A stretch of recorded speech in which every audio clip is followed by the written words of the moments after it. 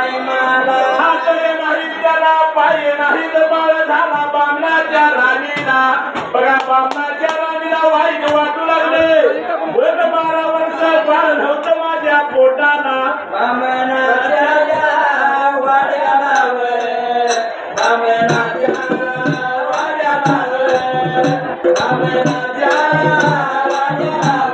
वाड्याला बामणाच्या वाड्याला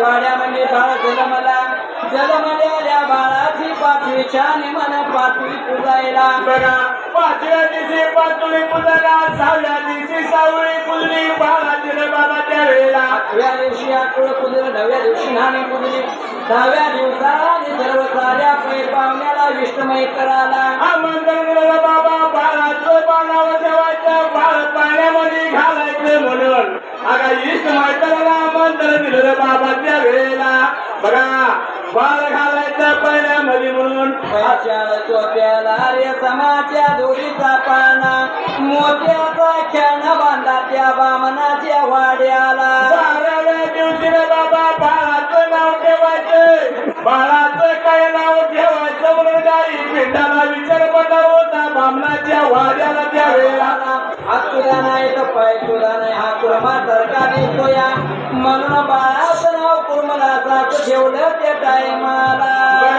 बाळ घातलं पाण्यामध्ये बाळाचं नाव ठेवलं रे बाबा कुर्मदास म्हणून त्यावेळेला बाळ बामणाच्या वाड्याला लागलं उतर बाबा वाड्याला त्यावेळेला बाळा नाव ठेवलं नाव ठेवलं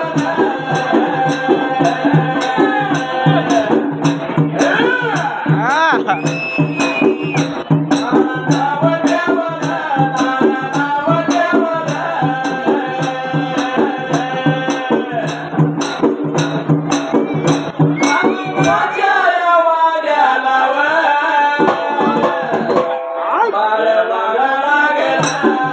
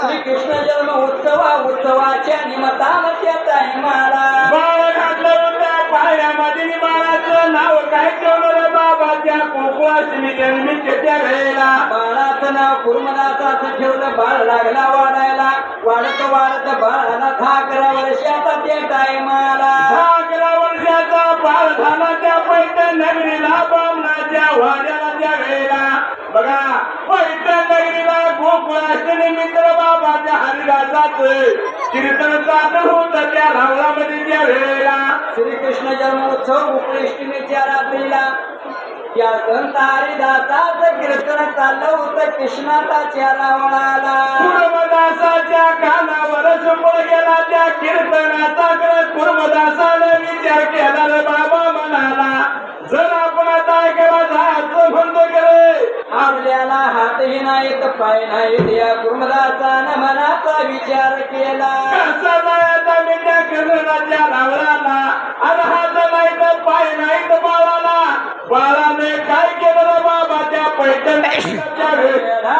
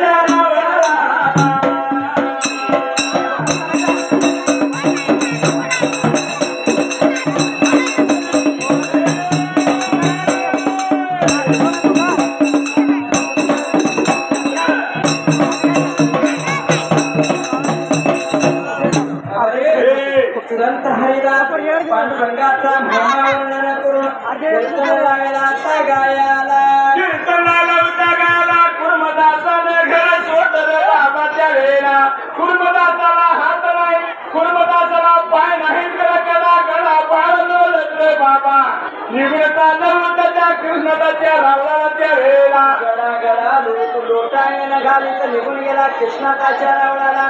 संत हरिदास पांडुरंगाचा महिमा वर्णन करून कीर्तन लागला आता गायाला. कुर्मदासा बरं का एका बाजूला पडून झालेला बाळ लागला होता कीर्तन ऐकण्याच्या वेळेला बघा रामाची रात्र लागली होती बाबाला कर्मालाच्या वेळेला संत हरिदास पांडुरंगाचा महिमा वर्णन करून कीर्तन लागला आता गायाला 4 वाजायला. या संत हरिदासाच कीर्तन संपलं त्या टायमाला लोक आपापल्या घर वाड्याला निवडून गेल्या. कुर्मदासाने काय केलं बाबा त्या वेळेला त्या कृष्णाच्या रावणाला माझ्या दासाने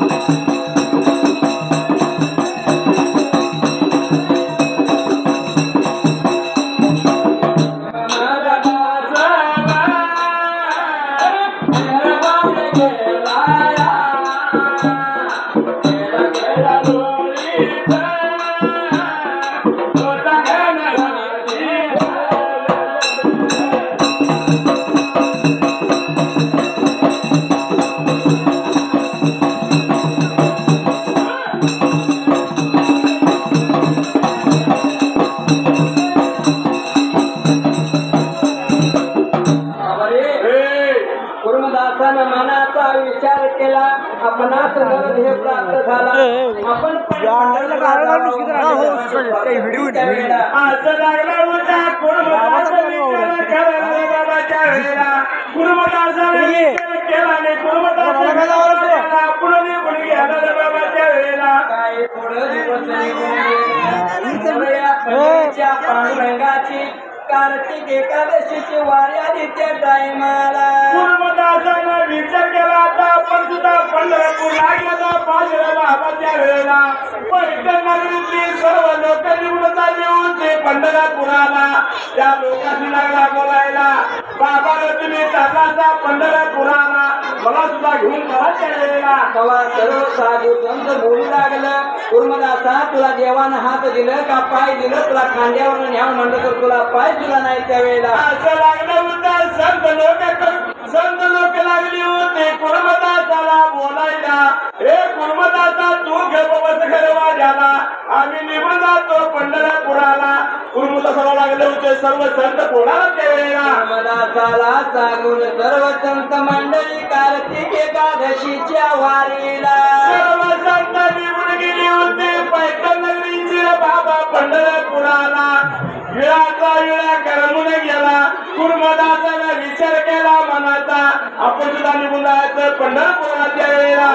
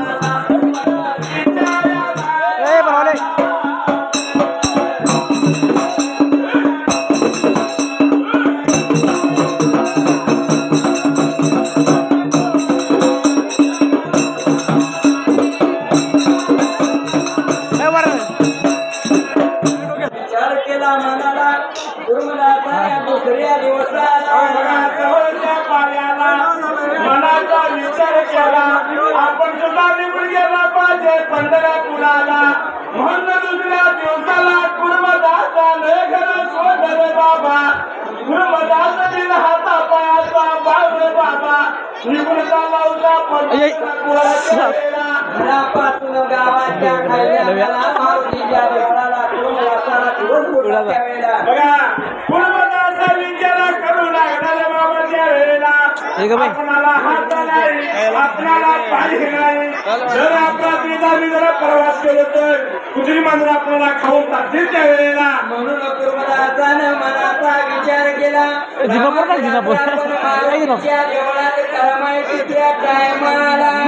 कुर्मदास त्या भारतीच्या देवळाला निघून गेला रे बाबाच्या वेळेला. पिराला पाण्याचा बळ झाला मारुतीच्या देवळाला. एवढं खोडं कुणाला दादा त्या वेळेला. पांडुरंगाला बोलवतं माझा सगळा लाडका भगत झाला मारुतीच्या देवळाला त्या वेळेला. म्हणून या देवा पांडुरंगाने त्या टायमाला देवा पांडुरंगाने पंढरपूर स्वतः बाबाच्या वेळेला. एक कापडाचा व्यापारी झाला. अरे विठू गुरुजी नाव आपलं ठेवले. खोदराचे कटुळा शिरमा त्याला लावलं त्या वेळेला. देवा माझा